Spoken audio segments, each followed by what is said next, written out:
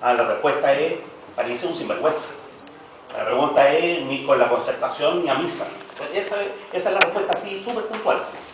Pero tenemos que elevarnos sobre eso y fijar un horizonte estratégico. Empezar a discutir en grande. Sí, el mismo planteamiento, pero observando el proceso bolivariano. ¿Qué observación podría ser? Chiquitito, chiquitito. En chiquitito. Seamos grandes, miremos más alto. No planeemos tanto, miremos más alto.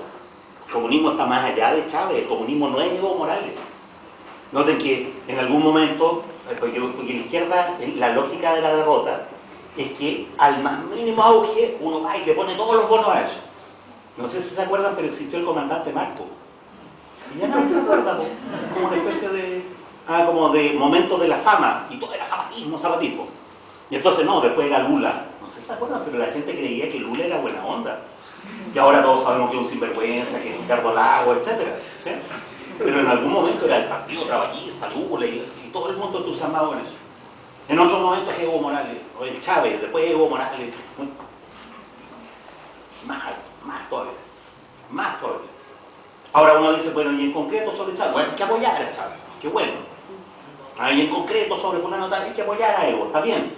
Pero nosotros vamos a otro lado, vamos mucho más allá de eso. Teniendo ese objetivo, ahora vamos, miramos a Chávez y decimos, mire, me gusta esto, no me gusta lo otro. ¿Se entiende? Pero en grande, no desde la lógica de la derrota. No de que los argentinos echaron a un presidente de la Rúa. Y entonces en el momento de máxima euforia, yo tuve en un encuentro ahí, porque el encuentro, solidaridad con el pueblo argentino que en este momento está, ¿no es cierto?, ahí echando a De la Rúa.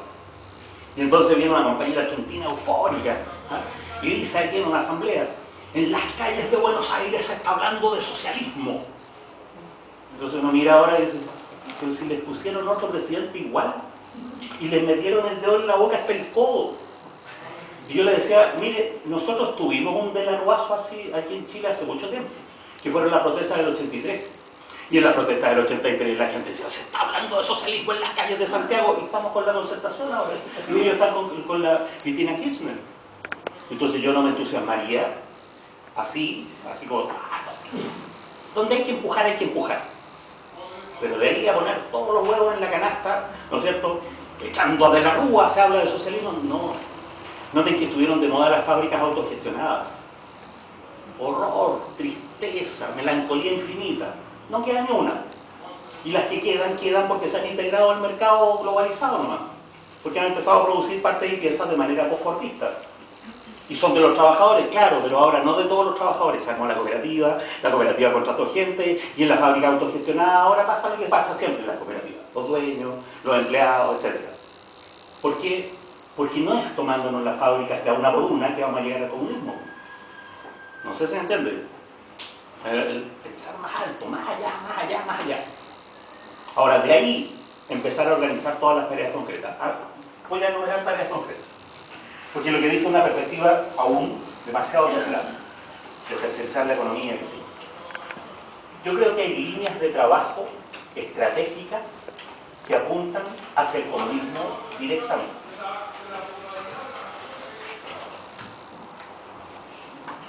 Una línea de trabajo es sacar los servicios de la mercantilización, en primer lugar. Toda pelea contra la mercantilización de la cultura, de la salud, contra la estatización, apunta hacia el comunismo. ¿Por qué? Porque lo que estamos haciendo ahí es descolonizar el tiempo libre. Es decir, mire, nosotros queremos tiempo libre, pero además queremos tiempo libre no administrado, no en manos del Fondart, no en manos de la Dirección de Cultura de la Municipalidad tanto, no, queremos tiempo libre. ¿Sí? No administrado ni por el mercado ni por el Estado. Entonces, descolonizar el tiempo libre. Mucho más en concreto. A mí me parece que una línea de trabajo estratégico es desconcentrar la producción de alimentos. Simplemente un crimen creer que se puede, ¿no es cierto?, concentrar 500.000 chanchos en un puerto, ¿no es cierto?, minúsculo, y de ahí alimentar a todo Chile. La industria alimenticia es la principal fuente de contaminación del planeta. Todos los resfriados, todas las gripes, las influencias se llaman aviar, porcina o, o vacas locas. Entonces, ¿qué es lo que hay que hacer? Hay que desconcentrar la producción de alimentos. Todo lo que se haga en contra de la industria alimenticia, ¿se dan cuenta?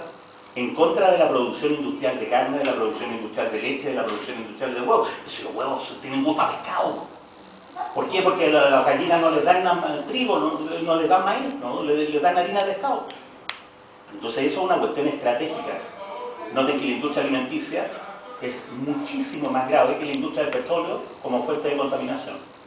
Estamos expuestos todos a que de repente aparezca, ¿no es cierto?, la gran epidemia de gripe aviar y se mueren 300 millones de personas. ¿Se dan cuenta? Por el desequilibrio ecológico, no sé si se dan cuenta que debido a la producción de alimentos todos consumimos antibióticos a propósito de nada. ¿Por qué? Porque resulta que para que la carne dure en el supermercado, antes de matar las vacas, les inyectan antibióticos. Y entonces la carne que nosotros consumimos tiene antibióticos que están ahí solo para que la carne no se pudra. Cuando dice elaborada hace 3 días, no, eso, súmenle 7 días más. Y los otros 7 días más están entre paréntesis, están ocultos, y la carne duró esos 7 días, ¿no? Porque tiene antibióticos. Noten que todos los médicos dicen no consuma antibióticos porque eso va reforzando las bacterias. Y sin embargo nos dan antibióticos todos los días en la carne elaborada. Entonces, desconcentrar la producción de alimentos tiene como sentido de que el conjunto del pueblo no pueda ser presionado a través del hambre. ¿No se dan cuenta que en las condiciones de una guerra popular, nosotros quisiéramos no depender de que el enemigo controla la fábrica de alimentos? Hay una cuestión, todo lo que se haga para desconcentrar la producción de alimentos apunta hacia el comunismo. Por otro lado, desconcentrar radicalmente la producción y la gestión de la energía. Noten que lo que está implicado en eso es toda la industria del petróleo y toda la monstruosidad de las centrales hidroeléctricas. Tenemos tecnologías suficientes como para desconcentrar radicalmente la producción de energía. Y de nuevo aquí tenemos un objetivo militar, un objetivo de guerra. No queremos que a la hora, ¿no es cierto?, de la gran guerra popular, el enemigo simplemente nos corte la luz. No, lo que queremos es tener una autosuficiencia alimentaria, energética, y eso es técnicamente posible. Y no solo es técnicamente posible, además es barato. Y entonces, que el movimiento popular tome conciencia de que esas son tareas políticas. Porque no es que hasta el momento miramos a los ecologistas así como una especie de desprecio, así como, claro, las capas medias acomodadas quieren tener, ¿no es cierto?, convertidor solar en el techo. No, es un problema del movimiento popular. El problema de enseñarle a los pobladores más pobres cómo purificar agua. ¿Qué se hace para conseguir agua potable cuando todas las fuentes de agua están contaminadas? Son tecnologías baratas, directas. Empoderar tecnológicamente al movimiento popular. Que todos sepan producir alimentos, que todos sepan producir energía, que todos sepan purificar agua, que todos sepan producir vestuarios. ¿Se entiende? Desconcentrar radicalmente las ciudades. Desconcentrar las ciudades. Para ponerle un límite, ¿no es cierto?, a los negocios inmobiliarios deben estar prohibidos. Se prohíbe que haya grandes empresas que construyan departamentos de cajas fósforos. No, se prohíbe así, de un día para otro. Pero además hay que hacer una cuestión más profunda. Desconcentrar las ciudades. El comunismo tiene que ser pensado como una sociedad en que hay puras ciudades chiquititas.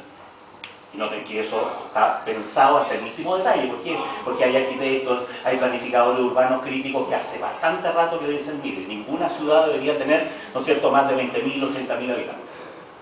Noten que Europa está lleno de ciudades chiquititas. Y todas las ciudades, ¿no es cierto?, que tienen una universidad o liceo, qué sé yo, supermercados. Eso es perfectamente posible. En América Latina eso es urgente. En el tercer mundo están las grandes megalópolis del mundo. ¿Por qué? Porque son estados concentradores, porque la revolución industrial requería que todos los obreros estuvieran juntos, eso ya no es necesario. Desconcentrar las ciudades implica empoderar a los ciudadanos para que se comuniquen entre sí, a pesar de que están en ciudades distintas.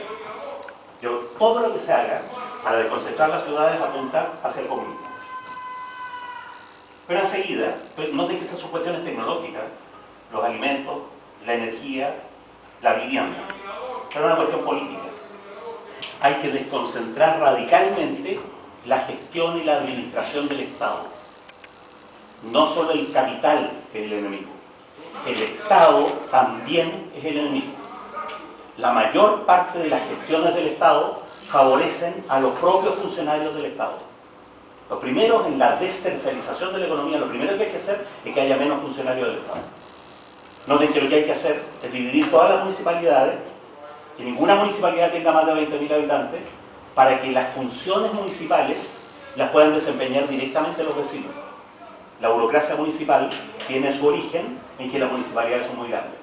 ¿Y por qué son muy grandes? Porque los caciques políticos quieren tener, ¿no es cierto?, una base territorial grande para gestionarse. Y entonces, cuando las municipalidades son grandes, lo que se crea es una administración burocrática de la gestión cotidiana. Que dividir todas las municipalidades y hacer que los ciudadanos participen directamente en la administración sin sueldo. Claro, usted está dispuesto a administrar sin sueldo en el tiempo que le queda, ¿no es cierto?, una unidad más o menos chica. A eso que sería administrar sin sueldo, no, nadie. Viña del Mar o Valparaíso, no sé si se dan cuenta, pero eso no es sin sueldo. ¿A cuánto gana la alcaldesa? ¿Cuánto le pagan a cada concejal a pesar de que los concejales no tienen sueldo? Desconcentrar el Estado. Eso es desconcentrar las ciudades, es desconcentrarlas políticamente también. Él quería decir algo. Respecto a lo que es la tecnología, en una proyección comunista, ¿de qué manera se podría ver o visualizar las tecnologías, siendo que por lo general nacen de la parte antagónica de no sé. Bueno, una cosa súper bonita es que las tecnologías están disponibles. Están disponibles, lo que pasa es que hay que robárselas nomás.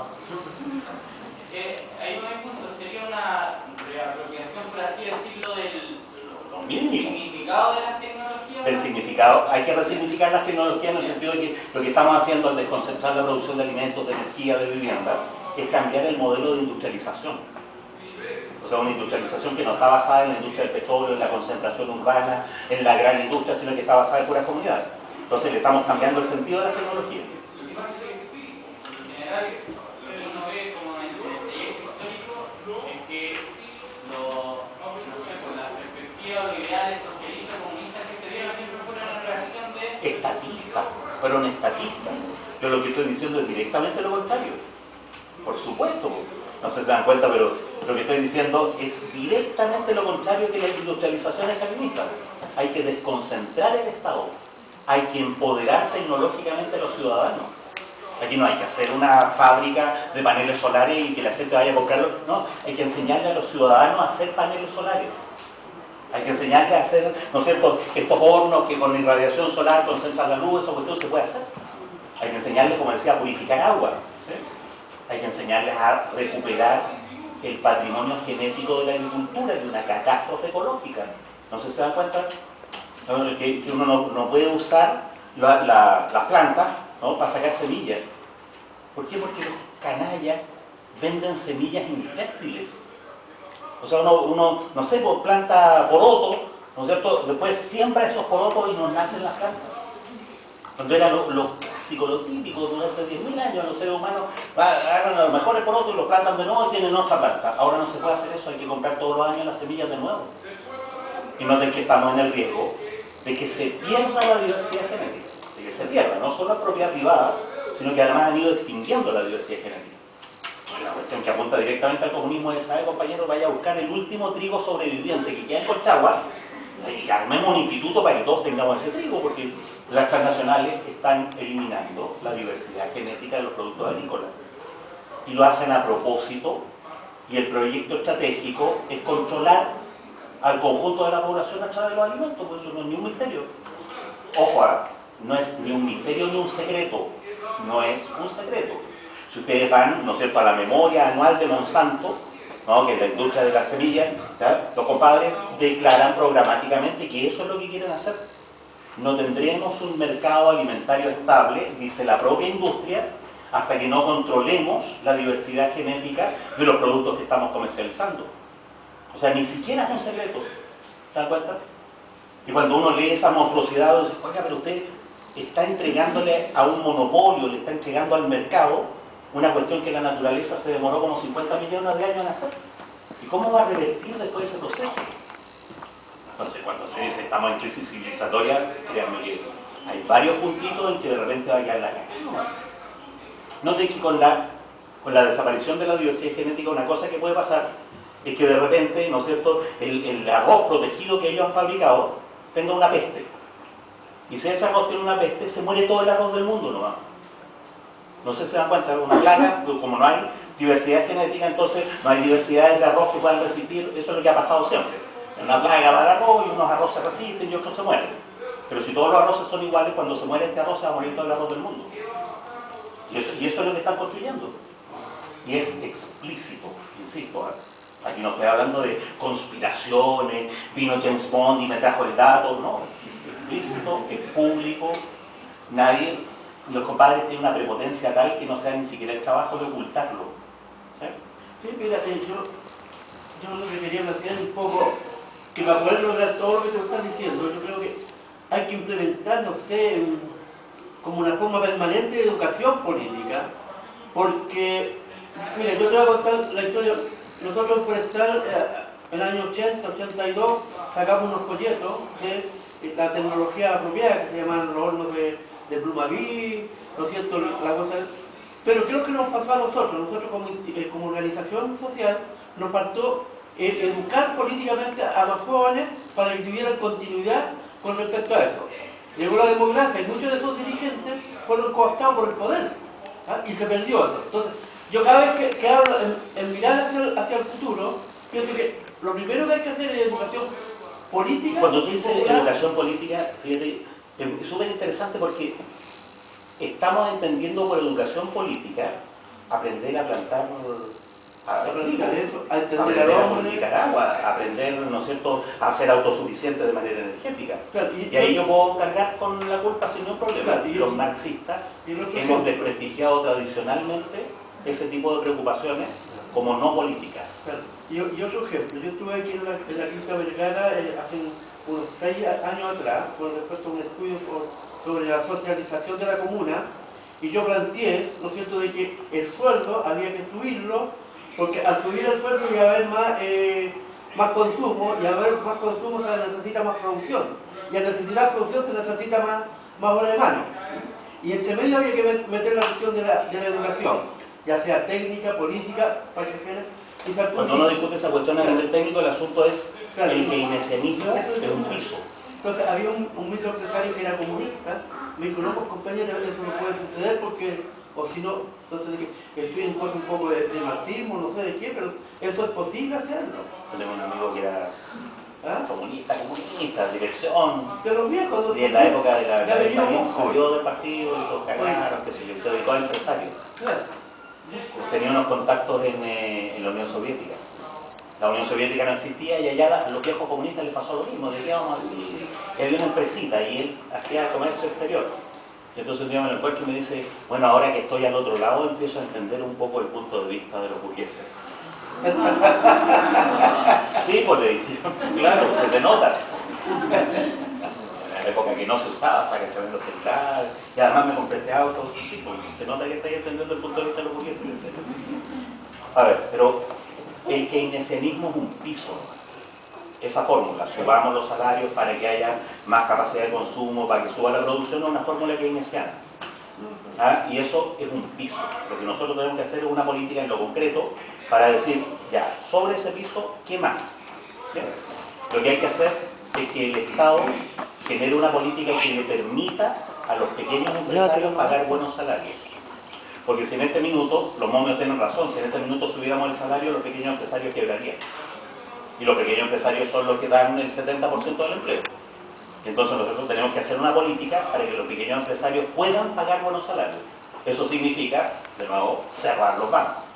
Y que el crédito de los pequeños empresarios, los del Estado, no se puede eliminar la usura financiera. Porque ese es el tema. El tema no es que paguen buenos salarios, porque productividad tienen. El problema es que para pagar los buenos salarios tienen que endeudarse, etc. ¿Sí? Entonces ahí hay que hacer una alianza de clase con los pequeños empresarios. ¿Por qué? Porque los pequeños empresarios son los que dan empleo. Y ahí hay una cuestión estratégica. Pero esa cuestión de la alianza de clase la voy a decir más en concreto, porque no sé si se dan cuenta, vamos desgranando el choque y va quedando lo concreto. ¿Sí? Una pregunta respecto a lo que tiene que ver con la alianza interpracista. Primero que todo, como sobre el lenguaje, no hay que lo proletario, y no segundo término, ¿de qué manera cómo se llama? ¿Qué manera? No. Estado se descentraliza, que significa en otros términos descentralizar. Porque entiendo, por ejemplo, descentralizar el Estado que no esté completamente centralizado, geográfico, físico, inclusive a veces. Pero político. Político, no, eso no entiendo lo político. La descentralización política es un proyecto federalista. Claro. Plantearon no verlo legal. Mi pregunta es: ¿quién maneja el Estado en esta dictadura del proletariado? Es que la pregunta ¿quién maneja el Estado? Supone que hay un Estado. Pero si usted desconcentra el Estado, la pregunta cambia de carácter. Tendríamos que preguntar quién maneja el Estado en Punta Arenas, quién maneja el Estado en San Miguel, quién maneja el Estado en Viña del Mar. ¿Sí? Cambia de carácter. Ahora, lo que hay que hacer es un proyecto federalista radical. Porque en Argentina, en México, el proyecto federalista es que hay países chiquititos dentro de un país grande. No, pues hay que hacer un proyecto federalista comuna por comuna, y ninguna comuna tiene que tener más de 20.000 o 30.000 habitantes. ¿Se entiende? Entonces, cuando digo es un objetivo político, desconcentrar el poder del Estado para que las instituciones del Estado no sean necesarias, para que los ciudadanos participen directamente en la gestión política, porque no hay un gran Estado. Eso es lo que hay que hacer. Ahora, que una alianza progresista no sería una dictadura del proletariado. Yo lo pondría de esta manera: sería una dictadura del proletariado impura. Impura. Y entonces los puristas dirán: pero es que aquí no es solo el proletariado. No, pues no es solo el proletariado. ¿Se entiende? Eso es súper importante, porque no que por ese tipo de detallitos de principio los marxistas han topado. Si no es solo el proletariado, entonces no vale. No. Es el proletariado, pero acompañado. ¿Hasta cuándo? Hasta que los burgueses se aburran. Pero ¿y por qué en vez de que se aburran no lo apropiamos de un viaje? Porque la historia no funciona así. La historia no funciona por decreto. Hacemos respecto igual a la historia, nos demuestra cuando hay un pacto interclasista, que si nos vamos a Francia, no es tanto, un pacto interclasista, se sacó a la monarquía. Es un argumento empírico, ¿no? Lo planteamos en segundo término, un segundo impacto interclasista. Ya me voy viendo ahora que es lo que me interesa a mí, en respecto a lo concreto, si vamos a los términos que estamos conversando ahora.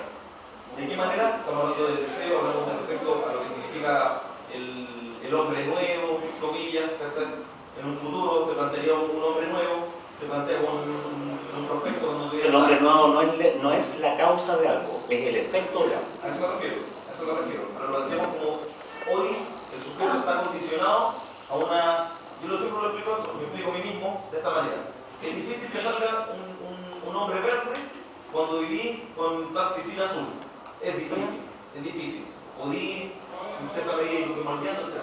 Pero de aquí un determinante. ¿De qué manera con estos condicionamientos tan profundos que vienen y capital no lo entendamos como simplemente la materia? No, claro, la relación ideológica. Las relaciones sociales, todos son conjuntos. El capital de nuestras relaciones sociales, en todo su conjunto, las nuestras tácticas concretas de un cambio, como lo planteó usted, un camino hacia el comunismo, una etapa hacia el comunismo, etc.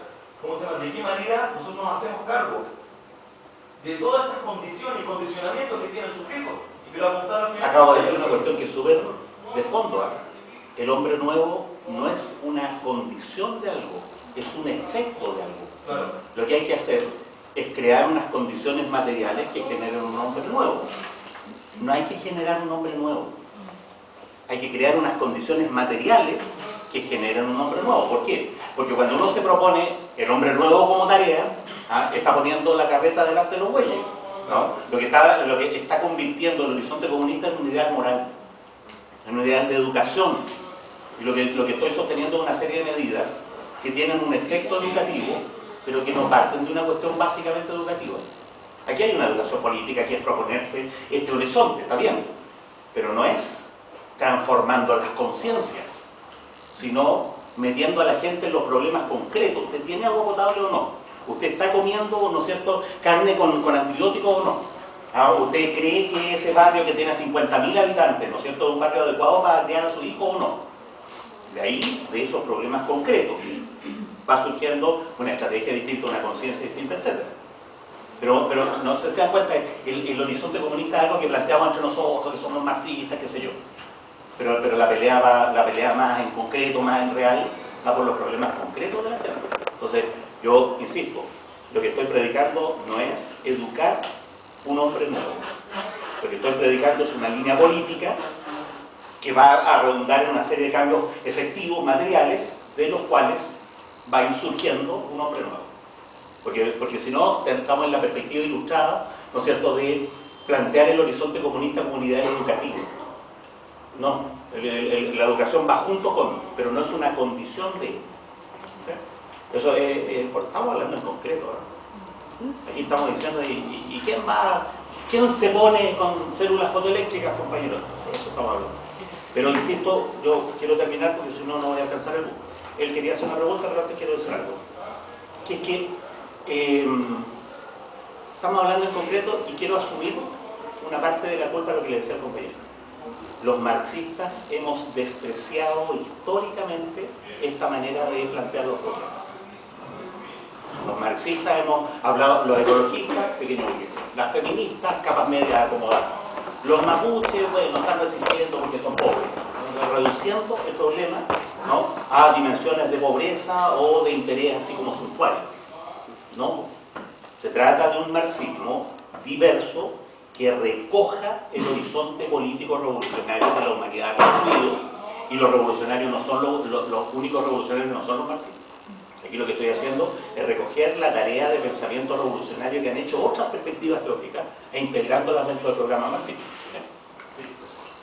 Yo tengo dos problemas materiales respecto al argumento de que todos los productores directos, todos seamos productores directos y desespecializar la economía. Bajo esa premisa hay dos problemas. El primero es que en esa lógica la libertad estaría condicionada por un tiempo de trabajo socialmente obligatorio. Entonces ahí habría que definir contenidos de esa libertad. Sí. Y eso ya es un problema, porque yo puedo pensar que hay vocación de ser médico y quiere estar 20 horas en el hospital si quiere. Que esté 20 horas en el hospital, pero que produzca sillas. Claro, ese es el punto. Que a lo mejor no quiere construir esas 5 sillas. Si no quiere construir sillas, la sociedad no va a funcionar. Por tanto, ese es un punto, súper importante, claro, que habría que discutir. Por supuesto. Ese es un punto.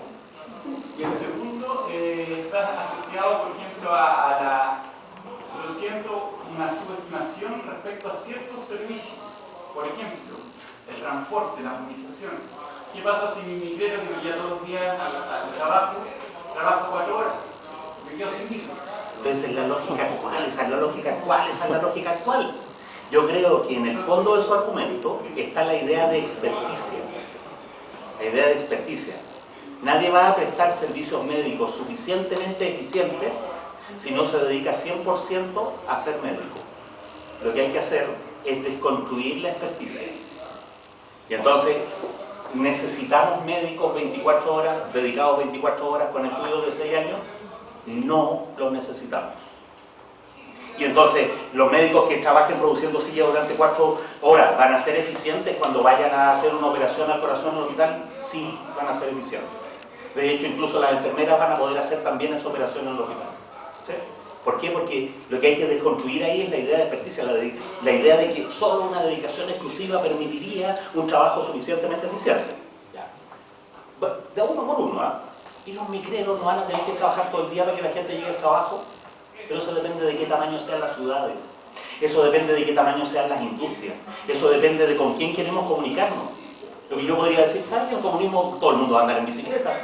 Porque no va a haber nada que esté a más de 10 kilómetros de distancia que sea significativo.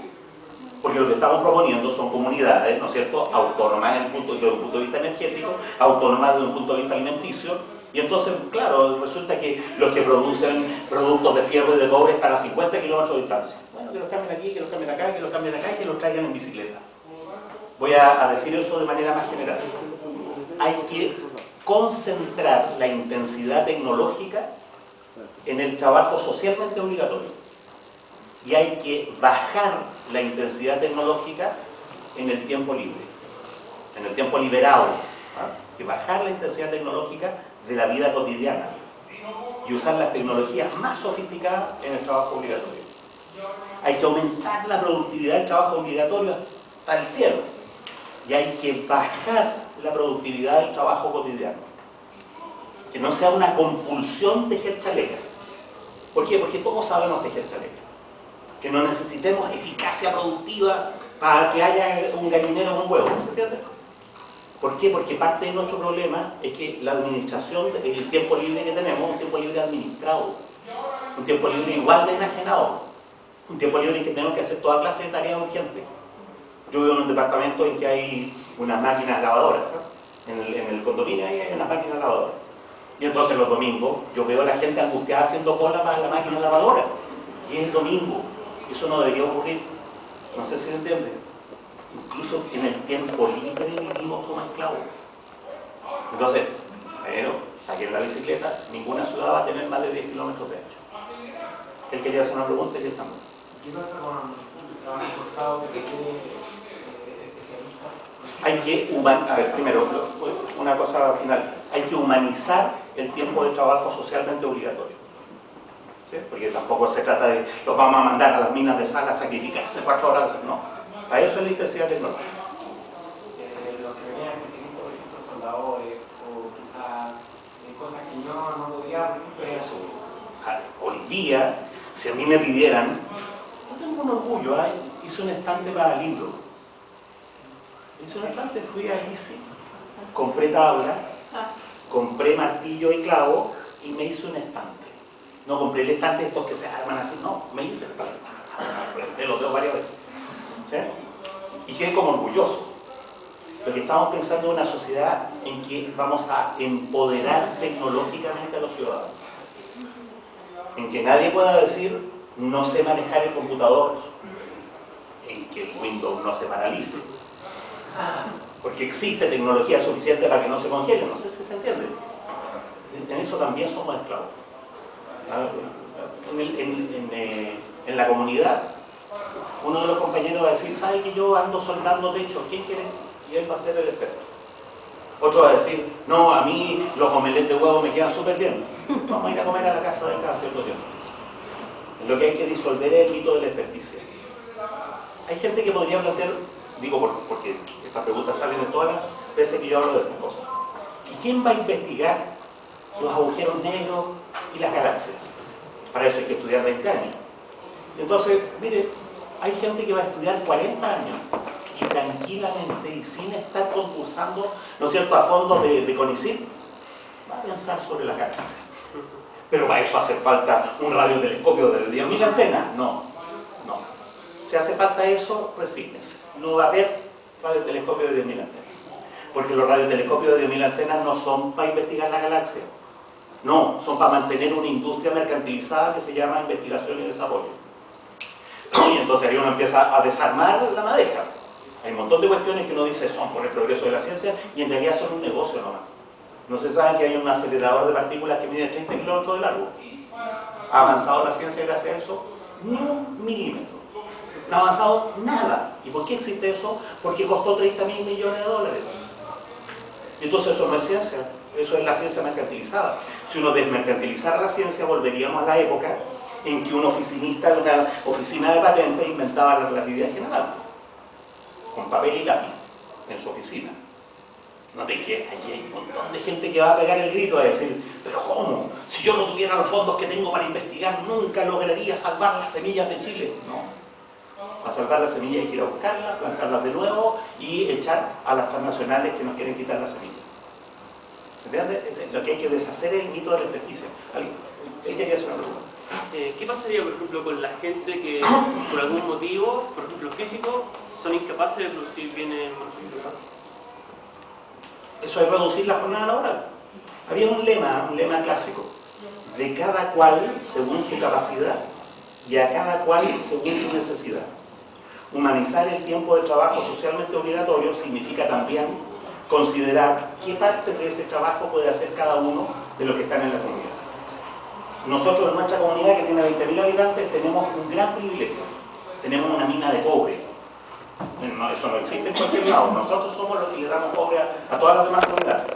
Para eso tenemos unos mineros súper especializados, etc. Es un compañero que está en silla de ruedas. No, él no va a trabajar en la mina de cobre. Va a hacer otra cosa. ¿Se entiende? Eso es humanizar el tiempo de trabajo socialmente obligatorio. Hay técnica para eso. ¿Sí? Vamos. Ahora, yo insisto en la onda pragmática. voy a dedicar la última sesión a formular una perspectiva política coherente con esta perspectiva estratégica. Porque sigue quedando pendiente eternamente, eso no lo voy a resolver en la próxima sesión, pero sigue quedando pendiente, bueno, y entonces, ¿qué hacemos? Yo no voy a resolver el problema, pero quiero acercarme lo más posible a qué hacemos. Ahí voy a decir, mire, tarea 1, cerrar los bancos, tarea 2, cerrar los bancos, tarea 3, cerrar los bancos, y después voy a dar otra, ¿no es cierto? Proposiciones. Eso es.